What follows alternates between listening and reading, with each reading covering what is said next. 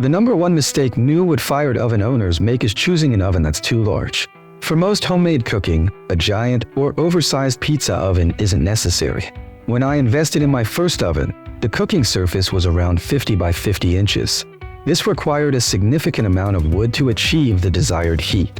However, with my second oven, a more manageable 30 by 30 inches, I found it to be ideal for home use and gatherings with friends and family. With the first oven, it took around 2 hours to prepare the oven for cooking pizzas.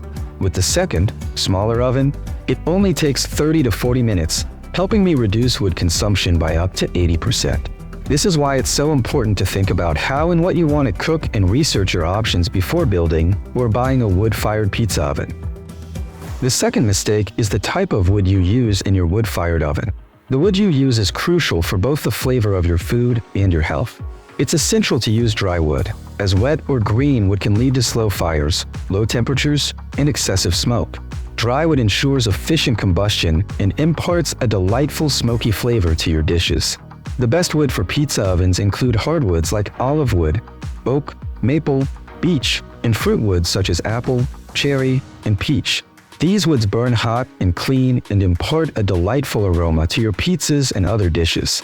My advice to you is to either purchase already seasoned wood or allow freshly cut wood to dry for 6 to 12 months, depending on the climate of where you live and the temperature variations. Additionally, ensure that the wood is stored in a location protected from rain, snow, and moisture to maintain its quality for optimal cooking results.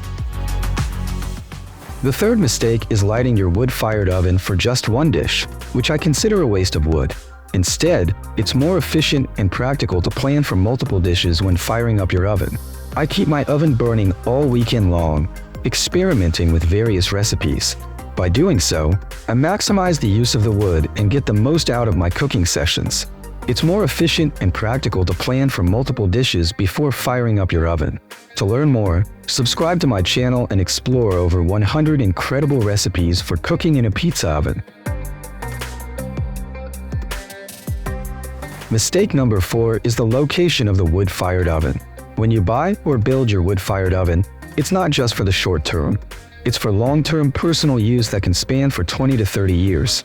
For me, my first oven was built in a fixed location in my backyard. However, this proved to be a mistake because once it was set up, it became impractical to relocate it, a decision I later regretted. When I had to move, I couldn't take it with me, and I lost my first love. For my second pizza oven, in my new home, I made a strategic choice. I purchased one with a support system equipped with wheels. This ingenious design made the pizza oven transportable, allowing me to easily change its location. Initially situated on my farm, I can now conveniently move it to my backyard whenever desired.